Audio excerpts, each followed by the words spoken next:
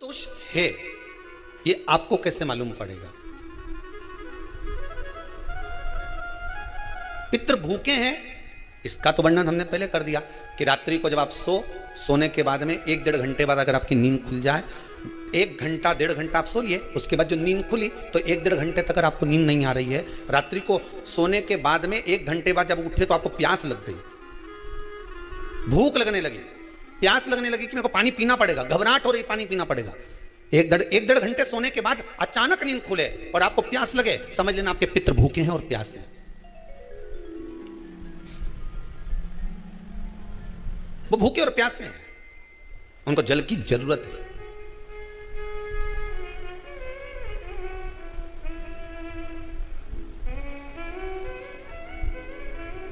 किसी भी नदी में, सरोवर में, कुंड में, बावड़ी में, तालाब में, आप तीर्थ में जाकर जब स्नान करते हैं तो स्नान करने के बाद एक काम का नियम बना लो कि अपने हाथ की अंजलि में जल लेकर अपने पूर्वजों को देना।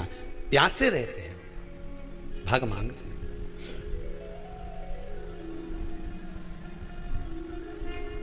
भाग प्राप्त करना। 3 वृक्ष पितरों के तुल्य हैं। नैमिषारण्य की कथा में भी कहा था 3 वृक्ष पितरों के तुल्य हैं। पहला पीपल, दूसरा बट वृक्ष, तीसरा बेलपत्र का वृक्ष। ये पितरों के तुल्य हैं। अगर आपको रात्रि में नींद नहीं आ रही है, ऐसा लगता है कि रात्रि को 1 घंटा 1.5 घंटा सोने के बाद कुछ गलत गलत विचार आने लगते हैं, नींद सुबह 3 बजे तक 4 बजे तक नहीं आती, 4 बजे के बाद फिर नींद आती है, तो एक प्रैक्टिकल जरूर कर कर देखना। एक प्रैक्टिकल करने में क्या जाता है, प्रयास करने में क्या कुछ जाता है क्या? प्रैक्टिकल कर कर देखना कि कहीं सीओर वाला महाराज झूठ तो नहीं बोल रहा, तो प्रैक्टिकल करने में कुछ नहीं जाए। 1 लोटा पानी लो, उसमें थोड़ा सा कच्चा दूध डाल लीजिए, श्राद्ध पक्ष चल रहा है, बेलपत्री का पेड़ या पीपल का पेड़ या बट का पेड़, इन पेड़ के नीचे ले जाकर उस दूध को दोपहर में सुबह 10 बजे से लेकर 12 बजे के बीच में ले जाकर चढ़ा दीजिए। रात्रि को फिर ना आपको प्यास लगेगी ना भूख लगेगी, नींद एक बार लगी तो सुबह ही खुलेगी। प्रैक्टिकल करने में क्या जाता है? पानी डालने में तुम्हारा कुछ जाएगा? अरे बोलो तो सरी, हाँ मैं 10 रुपया का दूध जरूर उसमें, और तुम इतनी चतुर हो, इतना सारा दूध थोड़ी डालोगी, तो 2 घंटा लगेगा। कहाँ तुम इतना डालने वाली हो है?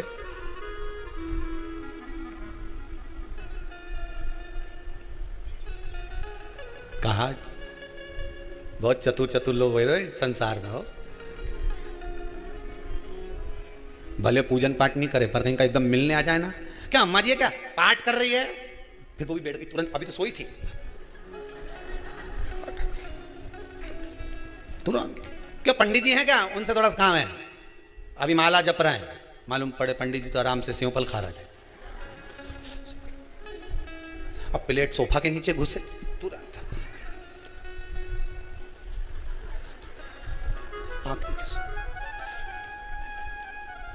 प्रैक्टिकल करने में क्या जाता है, कुछ भी नहीं बिगड़ेगा, ये तो बस जल डालोगे तुम्हारा ही कुछ अच्छा हो सकता है, बाबा की कृपा है।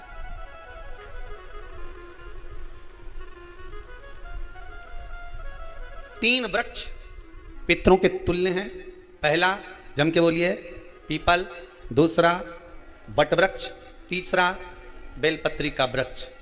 तीनों पीपल के वृक्ष में 52,000 ब्राह्मण एक साथ निवास करते हैं, इसलिए पितृतुल्य है। बट वृक्ष ब्रह्मा जी के मस्तक से बना, इसलिए पितृतुल्य है। और बेलपत्री का वृक्ष माता पार्वती जी के अश्रु से बना।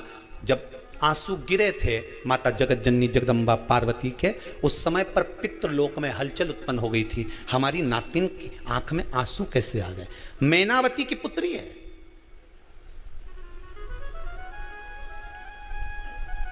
पितरों की नातिन, इसकी अश्रु कैसे गिर गए। पार्वती जी ने कहा ये आंसू नहीं, मेरा पुण्य भाग प्रकट करती हूं बेलपत्री के रूप में। तो पितरों ने वर दिया था कि ये बेलपत्री का वृक्ष हमारा आशीर्वाद है, इसके नीचे अगर कोई दीप लगाता है, शिव को स्पर्श कर चढ़ाता है, उसके पितरों की शांति होगी, हम स्वयं उसको आशीर्वाद देने के लिए पधारेंगे। बेलपत्र का वृक्ष पितृतुल्य।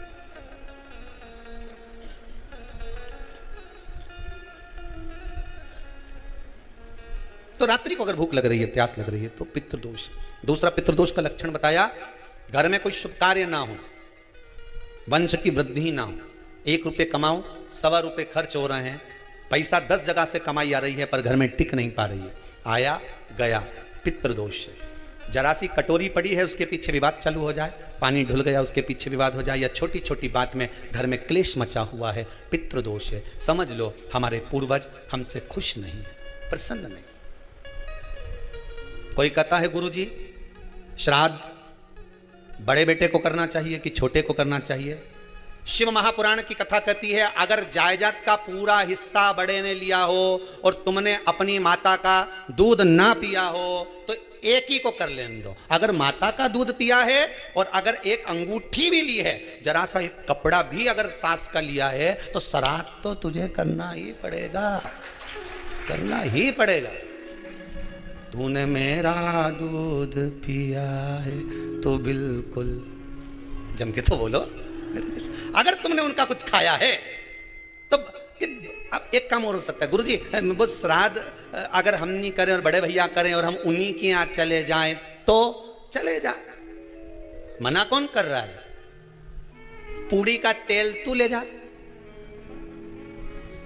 खीर का दूध 2 थैली तू खरीद के ले जा, जितना वहां वो सेवा करे उतनी सेवा तुम करो।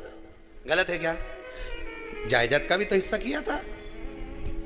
सुई की नोक के बराबर नहीं दुआ ने, ईंट इधर खसकी है तो हमारी इधर खसका दीजिए। हमारी बसियत में इतना लिखा है तो फिर बसियत में ये भी लिख के जाना चाहिए था। मैं तो क्यों सबके, तुम डरो मत ही रहे एक भी। जब छोरा छोरी के जब सब सामान प्रॉपर्टी दो ना, जमीन दो ना, जायदाद दो ना, सारा सामान छोरा छोरी के दो, तो उनके लिख के भी जाओ कि हमारी श्राद्ध कर दे अच्छे से, नहीं तो भूतड़ी बन के सताऊंगी।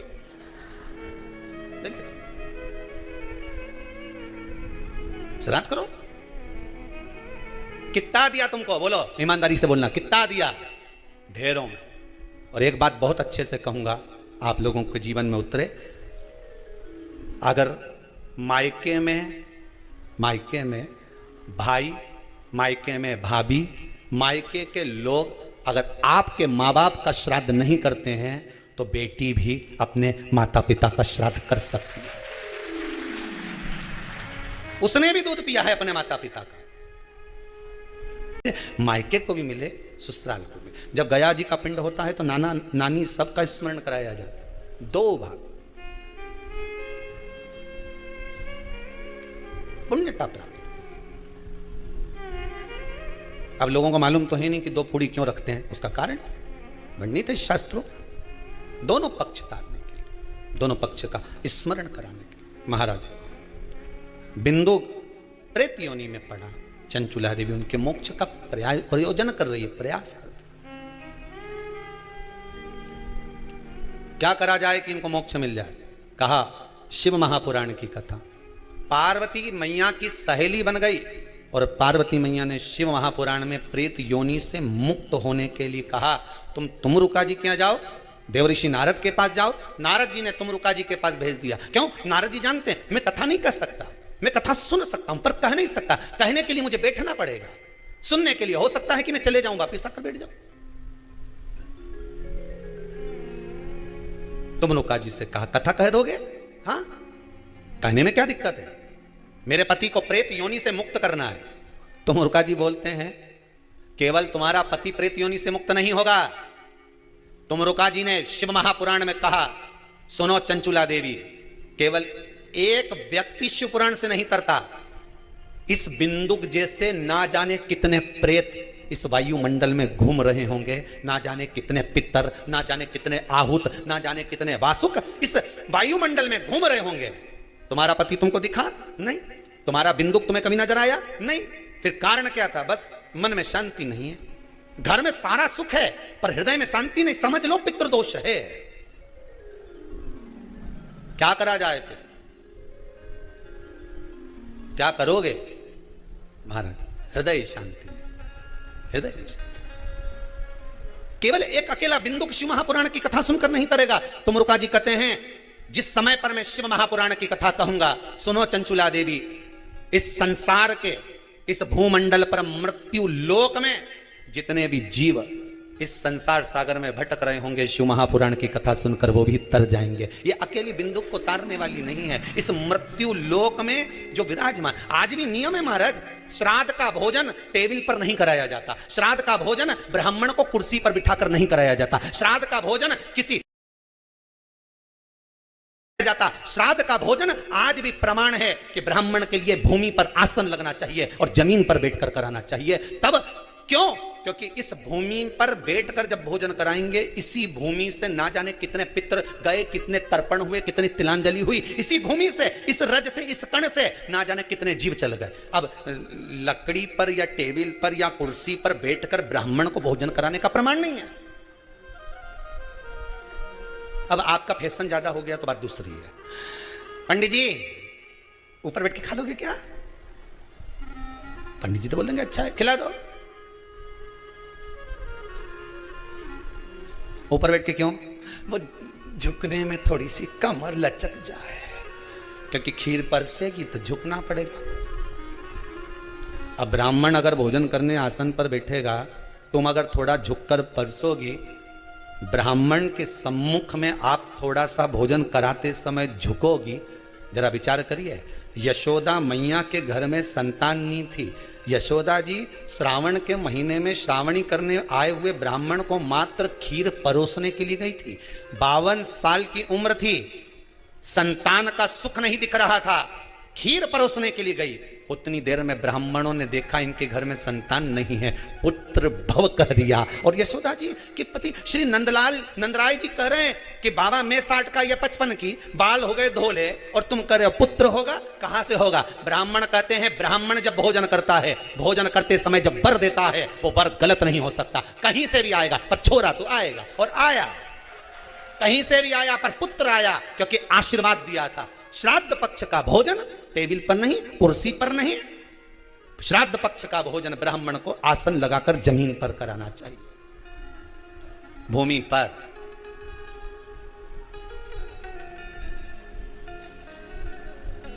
अब आजकल के ब्राह्मण भी थोड़े नीचे,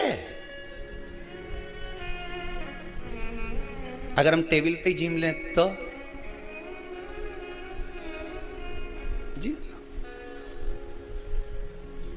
क्या बोले भी तो क्या बोले, तुम ही बताओ।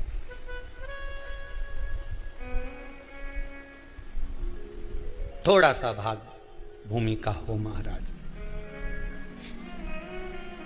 तर्पण तिलांजलि सब भूमि पर।